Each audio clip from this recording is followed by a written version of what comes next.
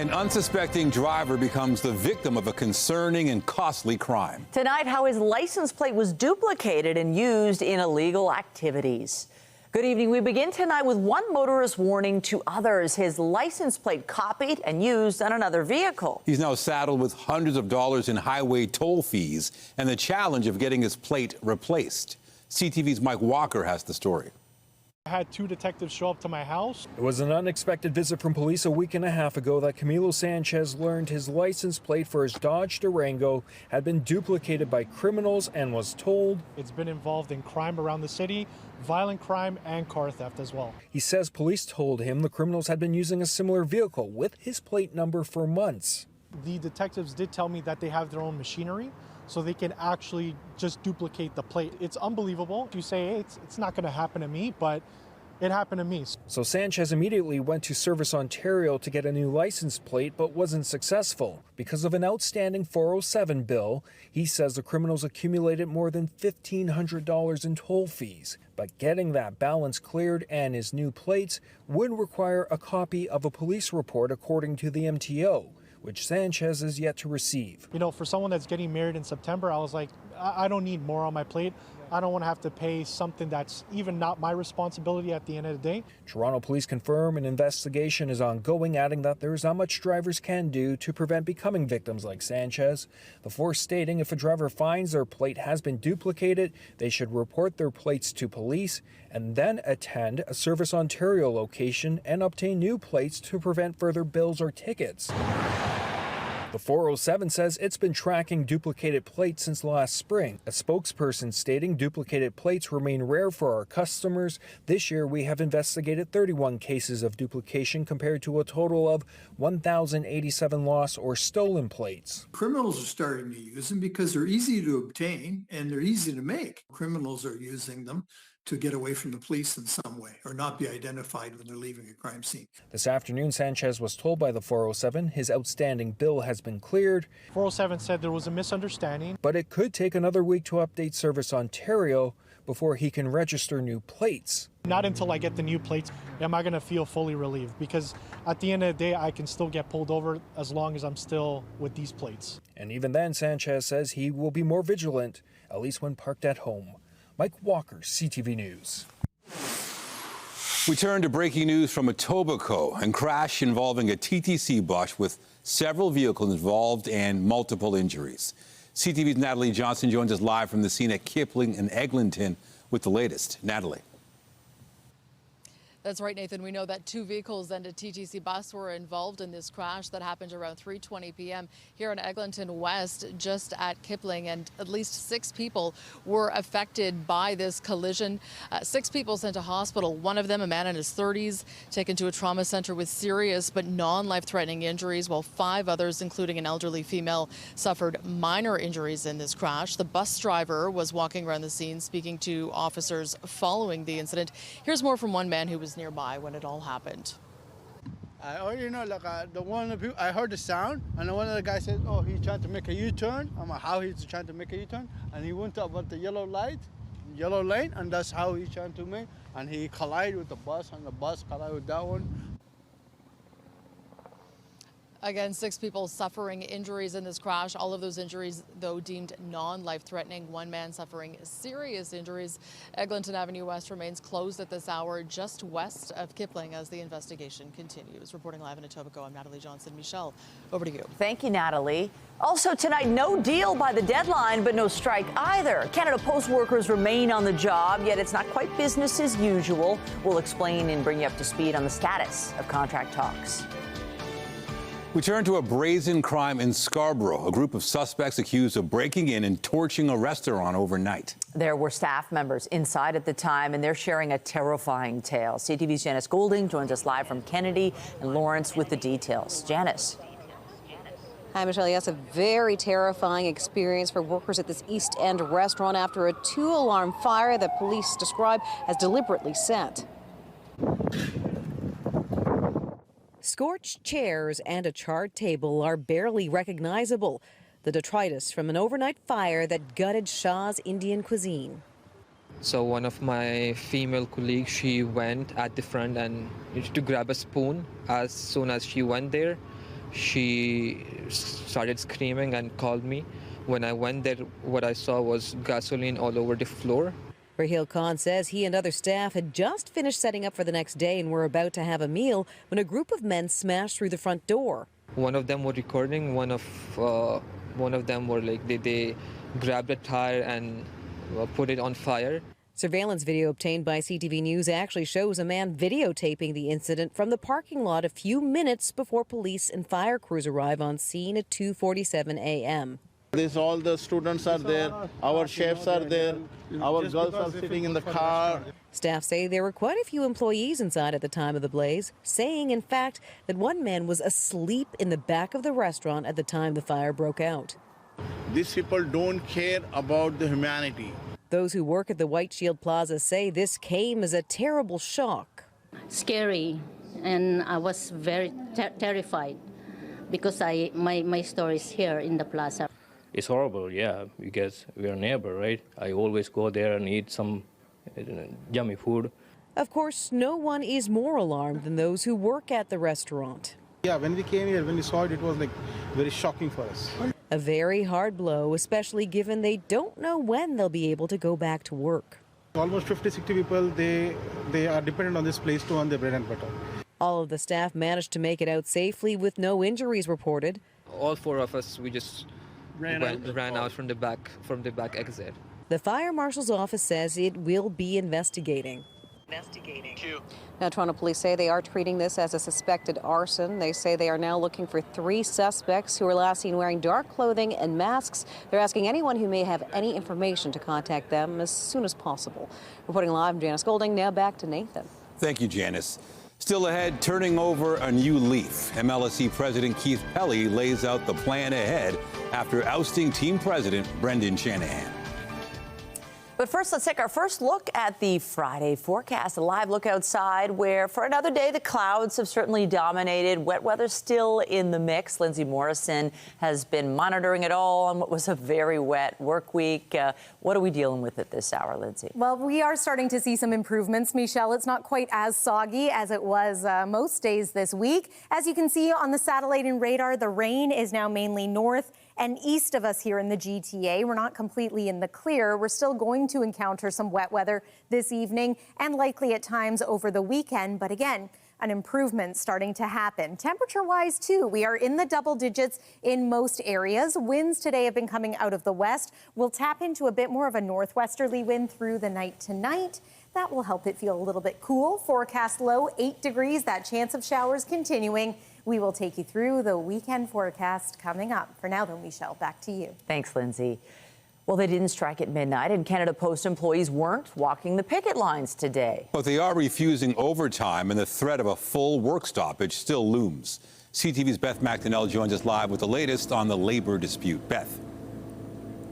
Yes, Canada Post is operating for now. This action means members are being told not to work more than 8 hours a day. It's still not clear if a strike can be averted, but some small businesses aren't taking any chances when it comes to using the service. So I'm just about to ship this. At this Queen Street East dress shop, packages are being prepared, but they won't be sent via Canada Post. We want the best for Canada Post, but we also want the best for Doll Factory by Damsels. Cup W, the union representing 55,000 workers, is in a legal strike position as of today, but hasn't walked off the job. Instead, it's told members not to work overtime as it reviews the Crown Corporation's latest offer. During last year's strike, in the middle of the busy holiday shopping season, Doll Factory by Damsels had thousands of dollars of merchandise stuck in transit as the month-long work stoppage dragged on. At the end of the day, we were more mad at ourselves for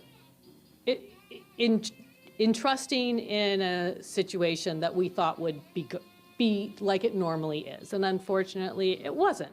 Canada Post says volumes are down significantly and is warning of possible delays.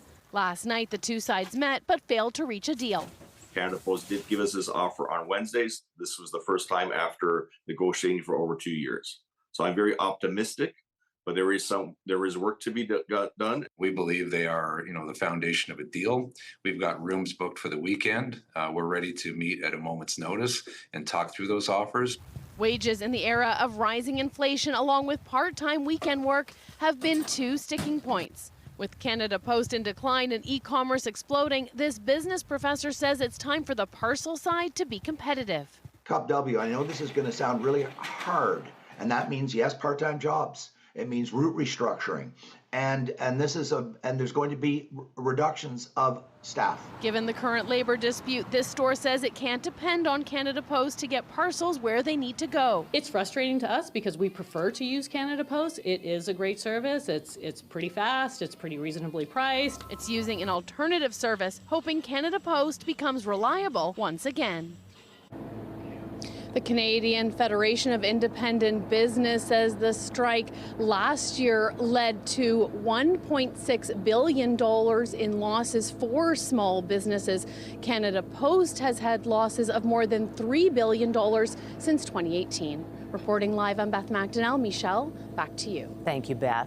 Safety advocates say the speed enforcement camera on Parkside Drive has been vandalized again for the 5th time in 6 months. It was just reinstalled a week ago after last being chopped down in mid-April. Toronto police say this latest incident hasn't been reported to them, but they're investigating previous occurrences. The city says it condemns any vandalism of the automated speed enforcement devices, but it's the vendor's responsibility to replace or fix them within 30 days. In 2025, alone,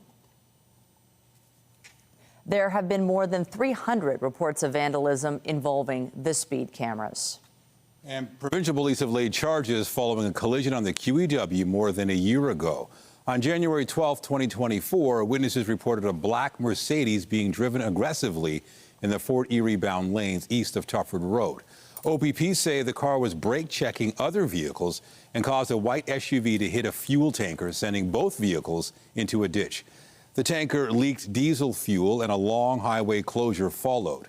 59-year-old Murkaram Musavi of Burlington is charged with dangerous operation and failure to stop an accident resulting in bodily harm.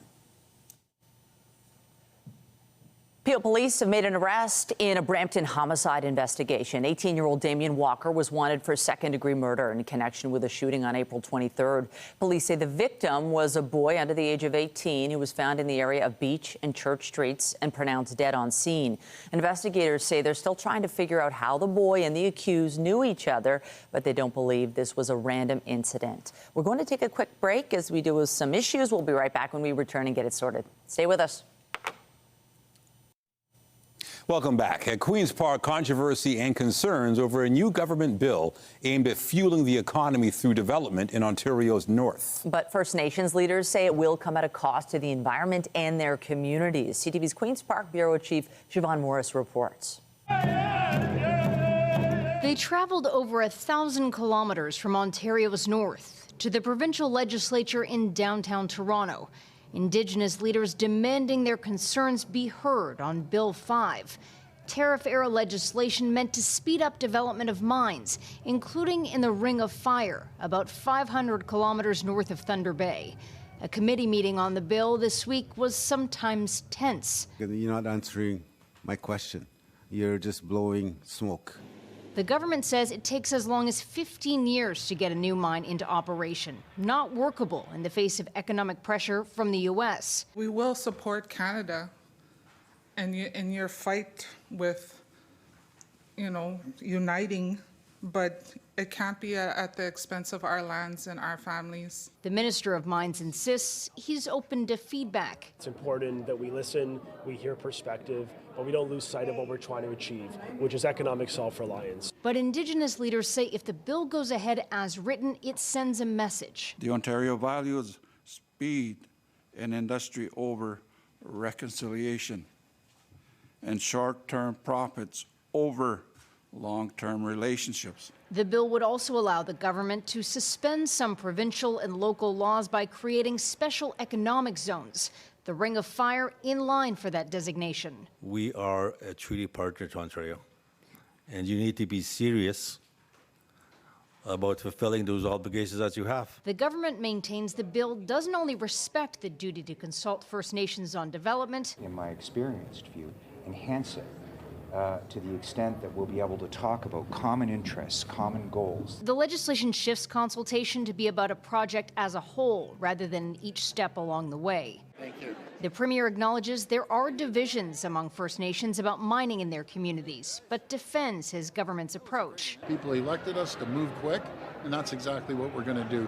But it's for the betterment of that region, the communities, First Nations, and for all of Ontarians. The government has committed some $3 billion to help Indigenous communities participate in mining. But one council member says that's throwing money at the issue. It's not the real engagement her community is after. At Queen's Park, Siobhan Morris, CTV News. Toronto City Council has decided to move ahead with a by-election to replace Jennifer McKelvey, who stepped down to serve as an MP. The now former deputy mayor and city councillor represented Ward 25 Scarborough Rouge Park. She was elected as the Liberal MP for Ajax in last month's federal election. Councillors could have appointed a replacement, but they voted instead to schedule a vote to elect McKelvey's replacement. Nominations will open June 23rd, with the by-election date yet to be determined. What's next for the Toronto Maple Leafs and its leadership? Today, the head of Maple Leaf Sports and Entertainment spoke about the firing of the president and the disappointing end to the season. CTV's Allison Hurst reports. The boos were heard throughout the city and by Leafs ownership during another devastating collapse in Game 7. I respect, understand, and appreciate their disappointment in the way the season ended. Brendan Shanahan is out. MLSE President and CEO Keith Pelly thanked him for his contribution to the organization, adding his role won't be replaced. My plan right now is to not replace Brendan, and Brad will be our GM. Whether he takes on a larger role is something that will be determined down the road. Shanahan was with the team for 11 seasons, with playoff appearances in 9 of those years. But the team only won 2 series, never making it past the second round. It seems like they are going for a more streamlined approach right now. We'll see how that shakes out as this offseason goes on. Pelly referenced the need to kind of make sure the great amount of resources the Leafs have goes to the right spots. Pelly also spoke about building a culture of winning championships, but stopped short of outlining plans for players. They look at the head coach in Craig Berube. A lot of what he did this year, and then looking at him winning the Stanley Cup in 2019 with the St. Louis Blues, they maybe want a little bit more of that winning pedigree from behind the bench and, of course, in management. Fans seem ready for change and a deep playoff run. It's great that we've had this phase of ownership and leadership and everything come through, but at the end of the day, to quote Pat Burns, actually, at some point you have to stop firing foot soldiers and you have to fire the general. So I think he's had a good run, but maybe they're kind of looking for someone new to take them to the next level. Just dead inside for all those years. What can you do? Got to switch it up. Switching it up, because if there's one thing Pelly knows about Leaf fans, it's winning is the only thing that matters. And fans want a cup. Allison Hurst, CTV News. A group of U.S. senators was in Ottawa this afternoon for talks with the Prime Minister and some senior cabinet ministers. So we had a good discussion talking about tariffs, talking about ways in which we are cooperating militarily and in the national security space, talking about the importance of the economic relationship that we have. And we hope that this meeting will continue very positive discussions. I was encouraged by what I heard from the Prime Minister today. I was also encouraged by what I've heard from people in the Trump administration, that they are at the table, that they are in fact meeting, they are discussing things like steel, aluminum, the auto industry, some of the areas where we feel that sort of urgency to get to. We discussed security and economic issues. I think it's very important. It was both important substantively and symbolically. I think it was very good that they came up, a bipartisan group, exceptional experience. The 4 Democrats and 1 Republican said the meeting went well and are optimistic, but they insist there's a lot of work to do, including renegotiating portions of the trade agreement between Canada, the U.S., and Mexico. Also out of the U.S., the future of hundreds of Canadian students at Harvard is uncertain after Donald Trump banned international students from attending the school. But today, Harvard filed a lawsuit challenging the order. CTV's Heather Wright reports. Nearly 7,000 international students now find themselves in the crosshairs of the Trump administration's ongoing battle with Harvard University. It's extremely nerve-wracking. There's just so much panic, frustration. Canadian economics student Thomas Mate is among those worried about the Trump administration's decision yesterday to block international students from attending Harvard. I think just students in my position now have no other choice but to remain hopeful. So much of our lives are tied up at Harvard, so much of our ongoing work and our tuition as well. But there's just so much at stake for all of us. Today, a judge issued a temporary restraining order against the federal government after Harvard filed a lawsuit accusing the Trump administration of a, quote, campaign of retribution against the university. The White House has been locked in a fierce battle with Harvard, accusing them of not doing enough to combat anti-Semitism on campus, criticism that stems in part from campus protests last year over the war in Gaza. Today, the president said the order might go beyond Harvard to other schools. Well, we're taking a look at a lot of things. Harvard says these executive orders are all about control. In its lawsuit, Harvard says the Trump administration is exerting clear retaliation for Harvard exercising its First Amendment rights to control Harvard's governance, curriculum, and the ideology of its faculty and students. It's clearly blackmail. It's a financial blackmail. Anna Triandafilidou is a migration researcher at Toronto Metropolitan University and says while colleges and universities in both Canada and the U.S. can do better when it comes to fighting racism and anti-Semitism, she says schools must also stand up for their independence. What we're talking about here is independence. Is recognizing the role and the right of higher education and universities to be places of critical thinking. Roughly 750 Canadian students attend Harvard and are caught up in this fight. Among them, the Prime Minister's daughter. Heather Wright, CTV News, Toronto. Meanwhile, the Europeans are seeking clarity after Donald Trump recommended a hefty tariff on EU goods today. The U.S. president is suggesting there may be a 50% import duty starting on June 1st. He says negotiations with the European Union are going nowhere. Some European officials viewed the threat as a negotiating ploy. It was announced hours before a call between the European Trade Commissioner and the U.S. Trade Representative. The EU already faces 25% duties on steel, aluminum, and cars, as well as reciprocal tariffs of 10% for almost all other goods. The U.S. president is also threatening to impose a 25% tariff on Apple. The company is planning to make most of its American iPhones in India, but Trump wants them built in the U.S. And it's not just Apple.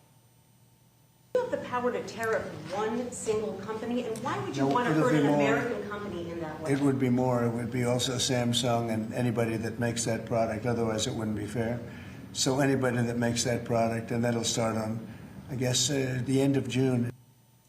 Trump told reporters today the 25% tariff would also apply to Samsung and other smartphone manufacturers. Ukraine and Russia began a major prisoner exchange today. Hundreds of soldiers and civilians were swapped in the first phase of the exchange. Ukraine says more than 390 of its people were returned. Russia received the same number. Further releases are expected over the weekend, and that will make it the largest swap of the war. Both countries agreed last week to swap 1,000 prisoners from each side. It was their first direct peace talks since the early weeks of Russia's invasion. In Ottawa, the Conservatives have gained another seat in the House of Commons. A riding in rural Newfoundland has flipped to the Tories following a judicial recount that took nearly 2 weeks. The Liberals won Terra Nova the Peninsula's on election night, but the recount shows Conservative Jonathan Rowe was the actual winner by 12 votes. It gives his party 144 seats and reduces the Liberals to 169, 3 shy of a majority government. And in southwestern Ontario, the results for the Windsor-Tecumseh Lakeshore riding are now official. Conservative Kathy Borelli beat the Liberal candidate by 4 votes. Meanwhile, members of Parliament will vote on Monday to select the new Speaker of the House. And so far, at least 6 candidates are vying for the job. 4 Liberals and 2 Conservatives are actively seeking support from fellow MPs. In making their case, many of the hopefuls said there's a need to improve decorum and respect within the chamber. The new session of Parliament will formally begin on Tuesday. Coming up, Billy Joel diagnosed with a rare brain disorder. The piano man forced to cancel his tour, including a stop in Toronto. Still ahead, the details and expert insight into his condition. I'm Pat Foran. Coming up on Consumer Alert, if it quits raining, it might be a good weekend to get some yard work done. If you're thinking of upgrading some of your lawn equipment, now may be the time to switch over from gas-powered tools to those that are battery-operated. I'll have that story just ahead. Well, this weekend weather will be drier, just not entirely so. As the low circulates and finally exits, we continue to see the chance of some spotty showers, but not amounting to a whole lot, likely less than 1 millimeter or 2 Saturday and Sunday. Temperature-wise, we're going to start to improve as well. Might be a little cool waking up tomorrow morning, but our afternoon temperature closer to seasonal. And by Monday, we could be up around 20 degrees. Will that temperature trend last? We'll show you with a look at the 7-day forecast coming up. And stay with us. We've got another full night of great shows for you right here on CTV.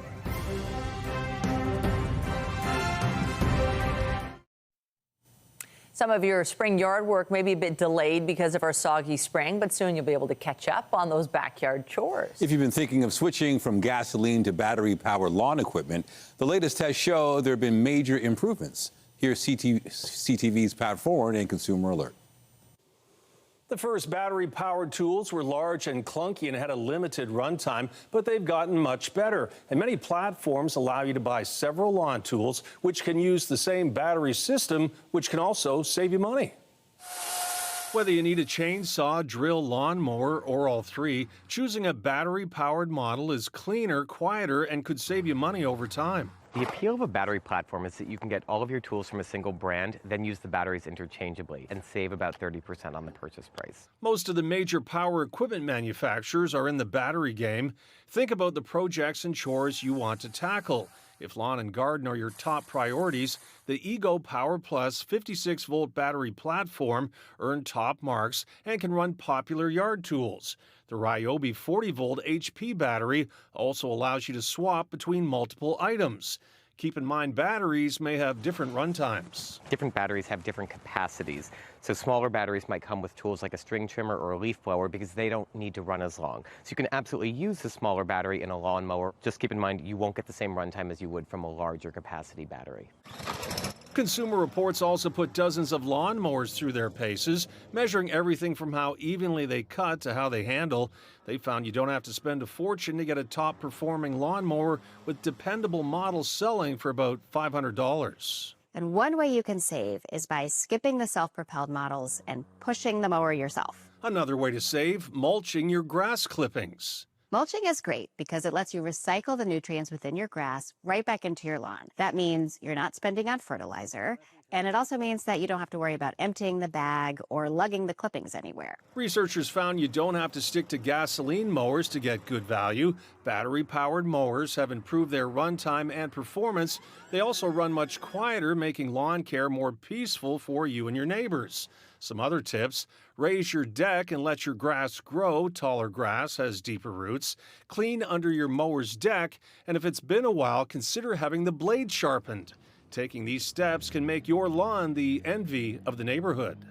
While battery-powered tools are recommended for many applications, Consumer Reports found when it comes to pressure washers or snow blowers, it's best to stick to gas-powered or plug-in electric models for the best performance. On your side, I'm Pat Foran. If you have a consumer story idea, email us at alert@ctv.ca. Well, gardening certainly a big challenge with all the rain we've had. It's soggy out there, but I think the weekend has some conditions that will allow for some work. But yeah, it hasn't been nice. It hasn't been nice. Hopefully, lawns are looking pretty green in the coming weeks. That would be a silver lining to all of this. But I, too, am getting a little tired of talking about this area of low pressure that has been so stubbornly parked over the province. We are finally going to be saying goodbye to it. We're just not completely finished with the wet weather just yet. Here's what it looked like a little bit earlier today. Another gray sky kind of day. The morning unsettled, the afternoon a little drier, not as drizzly or misty. Some areas even got some slivers of sunshine. And as we take a look at the satellite and radar, you'll be able to see that we continue to see some clearing for the west end of the GTA, parts of southwestern Ontario. But the rain continues to fall north of the GTA, eastern sections of the province too. A big picture look at this system shows that, yes, it is slowly but surely making its way out of our neck of the woods. But as it wraps around, we will continue to have some cloud cover for tomorrow and the potential for some spotty showers. So it's not as widespread this time around, the wet weather, but we paused it around the early afternoon tomorrow. Mostly cloudy skies, chance of little bits of wet weather, maybe just a millimeter of rain, nothing compared to what we experienced most days this week. And then late day, it's possible that we're going to get some clearing, especially Kitchener-Waterloo down toward Windsor, likely around the GTA, continued cloud cover. But then Sunday, hopefully even more in the way of sunshine. Midday, it looks as though some cloud is going to build. We've got the chance of showers once again, maybe a millimeter or two of rain. But by late afternoon and early evening, it's looking pretty pleasant for maybe firing up the barbecue, finally enjoying some time outside. And temperature-wise, we're going to be a little more comfortable as well. It's 11 degrees right now. We did manage to make it to a high of 12, which is better than the last couple of days, too. Overnight tonight, we're forecasting a low near 8 degrees. That's been pretty standard this week. It's been a little below seasonal, but not dramatically so, like the daytime highs have been. Spending time around home tomorrow, maybe working in the backyard. We're going to call it a 30% chance of showers throughout the day. Scattered in nature, as mentioned, not a guarantee that we're going to get wet weather. But again, mostly cloudy. Daytime high around 16 degrees for us in Toronto. That is still cooler than normal, but we're starting to climb toward our seasonal average, which I'll remind you is 21 degrees at this point in the month of May. We're going to get there on Monday. It's looking like a nice day. Mix of sun and cloud and a high of 20. If only that was going to last. It looks as though we're going to cool down a little bit through the middle part of next week, slowly inching back up to about 20 degrees by next Friday. Overall, though, this is a bit of a cool end to the month of May. We're crossing our fingers for those early days in June. That's the weather for now. Nathan, over to you. Thank you, Lindsay. If you're planning on taking the subway this weekend, there's a major closure on Line 1 to keep in mind. As of 11 tonight, there will be no trains running between Shepherd Yonge and College stations, thanks to track work. Service won't resume through that stretch until Monday morning. Shuttle buses will be running instead. There will also be service disruptions for GO Transit riders on the Lakeshore West line this weekend. Trains will be running every 30 minutes between Union Station and Oakville GO. Replacement buses will operate from there to West Harbour GO, although riders heading to Niagara Falls can catch the train again at Aldershot. Metrolinx says the changes are to accommodate critical track work. And heads up, Pearson Airport will be conducting its annual full-scale emergency exercise tomorrow night. It's scheduled to start at 11 and will involve airport staff, first responders, airline and agency partners, as well as nearly 200 volunteers. The Greater Toronto Airport Authority says there will be no disruption to flights, and the drills will help ensure they are ready to respond when it matters most.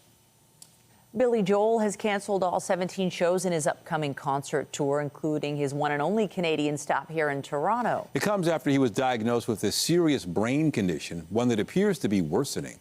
CTV's health reporter Pauline Chan has the details. They say that these are not the best of times. 76-year-old singer-songwriter Billy Joel is taking time off to do physical therapy and rest after being diagnosed with normal pressure hydrocephalus. He made the announcement on social media saying, "I'm sincerely sorry to disappoint our audience and thank you for understanding." Fluid builds up on the inside of the brain, fluid called cerebrospinal fluid or CSF. And it causes the ventricles that contain this fluid to dilate or swell. Dr. Benjamin Davidson says symptoms of normal pressure hydrocephalus, or NPH, can resemble many other illnesses, including dementia. Difficulties walking, urinary issues, and the onset of cognitive difficulties tends to be the first thing that sort of alerts a physician to start thinking about normal pressure hydrocephalus. NPH can affect 5 to 6% of those over age 80. It's most commonly seen in people over age 65. Diagnosis is mainly done with a brain MRI. Not much is known about the causes, but in a few cases it may be connected to a previous brain injury or illness. It can be treated by inserting a shunt to help drain fluid from the brain and relieve pressure in the ventricles. Joel's physical therapy is likely to help with his mobility. He's canceled 4 months worth of gigs, totaling in the tens of millions of dollars, and also the hundreds and thousands of people that are going to see him over the next couple of months. Those shows are now going to be in March 2026, and refunds are going to be given at the point of purchase. But this could have been a really scary situation for Billy Joel if he wasn't diagnosed this quickly. Joel's post says he is receiving excellent care, and fans have every hope that he will be returning to the stage after some time and treatment. Pauline Chan, CTV News. The province is considering new rules for the construction industry, improving access to defibrillators at building sites. The proposal would require that automatic external defibrillators be available whenever a construction project is expected to last at least 3 months and employs 20 or more workers. AEDs are electronic devices used to restart a person's heart if it stopped beating. Health experts say quicker access will mean increased chances of survival. The average cost of an AED is around $2,300, but the province says reimbursement will be available if the policy proposal becomes law.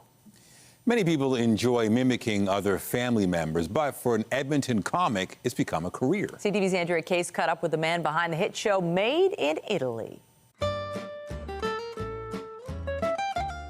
The Made in Italy, a play about an Italian family, comes to Toronto by way of Edmonton. Farron Timoteo was driving home with his father one day after a dinner, and they both began imitating family members. And the early seeds of Made in Italy were sown. This is my destino, to make Francesco the good man. I thought I was writing this thing that nobody else was going to get, that was so specific to my own family experience. And the second I started doing it, we opened 8 years ago in Kamloops. I quickly realized, first show, that everybody was having the same experience, whether they were Italian or not. This is a good day. Made in Italy is a story of a father and son. He embraces his Italian culture now, but didn't realize his family was unique until he was in kindergarten. You meet somebody else's, grandparents, and they're not nearly as loud as your grandparents or as flamboyant as your family, and I started to realize that I was part of something unique. How come you disrespect your pop? As the comedian and stand-up comic gets older and has himself become a dad, he's identifying more and more with his father. We've done this show for over 100,000 people now, so that's all these relationships I've been able to have.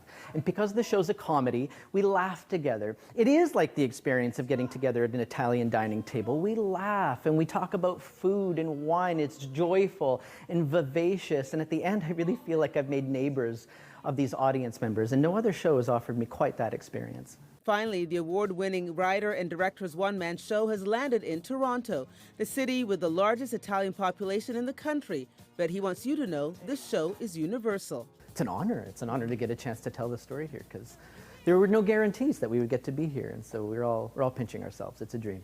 Made in Italy runs from May 24th to June 8th at the CAA Theatre at 651 Yonge Street. Andrea Case, CTV News. After the break, it's the weekend when the city becomes a playground for exploration. More than 150 sites free for discovery. Just ahead, we'll get you geared up for Doors Open Toronto.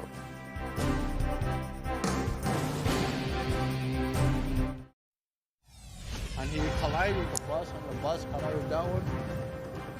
Updating our top stories, several people have been hurt in a crash involving a TTC bus and 2 cars in Etobicoke. This happened near Kipling and Eglinton at around 3:30 this afternoon. Toronto police say 6 people were transported to hospital with non-life-threatening injuries. One of them were recording. One of them were like they grabbed a tire and put it on fire.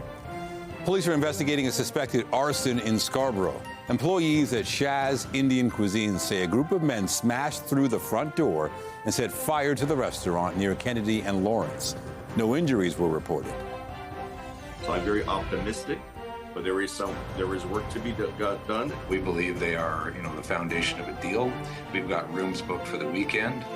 Canada Post and the Canadian Union of Postal Workers are still trying to reach a deal. The union is in a legal strike position, but has so far only paused overtime work as negotiations continue. Remember to keep up to date day and night at ctvnewstoronto.ca and by downloading the CTV News app. On the markets, the Canadian dollar is up, sitting at $72.85. Our fix on Western Canadian Select has it down to $50.72. And only a small move for the TSX today. It's up 25 points. The Business Report is brought to you by Canadian Western Bank, the bank built for business. If there are any local landmarks that you've always wanted to check out and you've never been allowed inside, this weekend could be your chance. Both tomorrow and Sunday, buildings across Toronto will be unlocked. Doors open. Sites include historic theaters, churches, sports clubs, creative studios, and even public buildings like City Hall, where guests can explore the council chamber and mayor's office. We are a citywide open house. We're opening up all sorts of spaces that are not usually open to the public and giving free access to spaces that usually would charge a fee. We are 155 sites across 25 wards. We're in every corner of the city, and we're just really excited to have both locals and tourists come on out and see all the hidden jewels that are in their own backyard. And you can find a full list of participating sites and plan your Doors Open experience on the city website. A former power plant along the waterfront is now home to an art gallery. And as CTV's Jessica Smith reports, the latest exhibit celebrates the arrival of spring and summer. Every brushstroke and image captured tell their own unique story for the spring-summer season at the Power Plant Contemporary Art Gallery. Our spring-summer season is focused on a theme of gardens and being the season of nature coming back after the bitter winter. Two new exhibits at the Power Plant feature work by two Toronto-based artists. First, Emmanuel Osahar, that includes a giant mural mixed with individual paintings. He starts by taking photographs of gardens that speak to him, sometimes just in passing, sometimes they're gardens that he has a relationship with over time. And the other by Shayla Keeley. What we're showing this summer is a program of films, and the exhibition is titled Film Notebooks from 1985 to 2017. So what Shayla has done in her career is that she's traveled the world. She's extremely worldly and cosmopolitan, and she has lived in different places in the world. But every time she will encounter a new place, a unique place, her instinct was to also record it with a camera. The Power Plant is a free public art gallery, repurposed from its original history as a power plant, becoming a home for accessible contemporary art. Here at the Power Plant, we believe in what we call radical hospitality. We want to welcome everyone. Anyone is welcome to walk in. Our exhibitions are free. Our programs, we do a lot of programs for families, for adults, for emerging artists. Opening up a world of contemporary visual art. Both exhibits will be here at the Power Plant Contemporary Art Gallery until September of 2025. For more information, you can visit powerplant.org. Jessica Smith, CTV News. An 18-year-old tennis player from Toronto has qualified for her first Grand Slam main draw.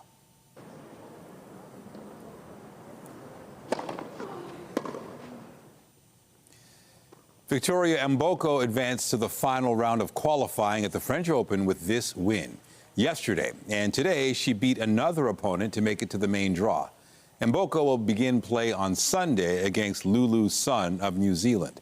It's the latest breakthrough for Mboko in a season where she's won 40 of 45 matches, mostly on the lower tier ITF circuit.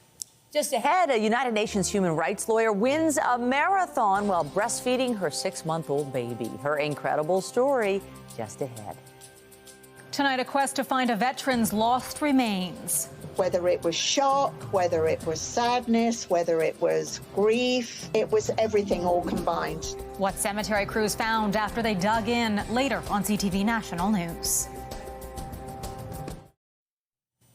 A human rights lawyer who grew up here in the GTA was the fastest female competitor in Britain's biggest ultra marathon. And she did it while breastfeeding her baby at 3 different points during the race. Races are all about managing challenges and logistics, and this was just one other interesting layer that I'd never dealt with before. This was Stephanie Case's first race in 3 years after a challenging fertility journey. Case started 30 minutes after the elite starters and said she had no expectations of a podium finish.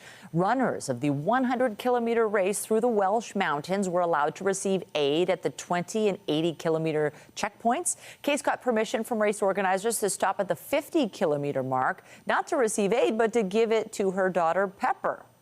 It was a mental game of coming into an aid station and trying to get myself out of race mode and into mom mode so that I could just concentrate on her and give her what she needed and not worry about the clock ticking down.